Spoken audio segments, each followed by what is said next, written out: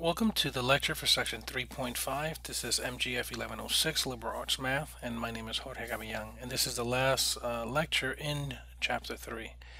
So the objectives for this section are: we're going to go ahead and use Euler diagrams to identify a valid syllogism.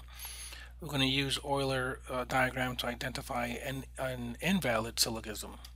So essentially a syllogism consists of a set of statements called premises followed by a statement called a conclusion, and we've been introduced to premises and conclusion in the previous lectures. Now a syllogism is valid if whenever its premises are all true, then the conclusion is also true. If the conclusion can be false even though all of the premises are true, then the syllogism is invalid. So here we have the first example of an Euler diagram. So we can use this diagram to determine the validity of a syllogism. So here we have the first one. So all people are mortal. Socrates is a person. Therefore Socrates is mortal. And then you can see in the Euler diagram that the mortal is the larger circle.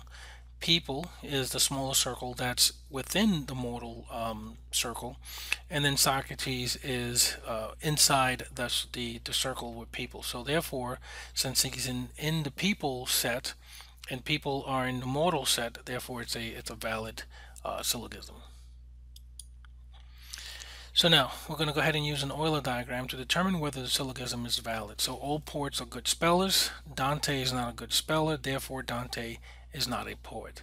So let's see what this looks like. So here you can see that if Dante is not a good speller, then he cannot be a poet. So he has to be outside of the poet set, if you will. And so therefore the conclusion is valid. Now remember, an argument can be valid even if the premises of the conclusion is false. So invalid syllogisms. Let's use an Euler diagram to show that the syllogism is actually invalid. So all tigers are meat eaters. Simba is a meat eater. Therefore Simba is a tiger. And the solution for that, here's the Euler diagram. So we have meat eaters, tigers, and Simba. Now the argument is invalid. The premises do not force the conclusion to hold. So as you can see, it is not a the fact that Simba is a meat eater does not mean that Simba is also a tiger. Now let's continue with invalid syllogisms. So the quantifier sum can be misleading in syllogisms. Now all of these represent the premise that some A's are B's. So here you can see for the first one that there's an intersection. The second one, you can see that the A's are within the B's, so some A's are in fact B's. And then you can see in the third one that the B's are inside the A's, so therefore some A's are also B's.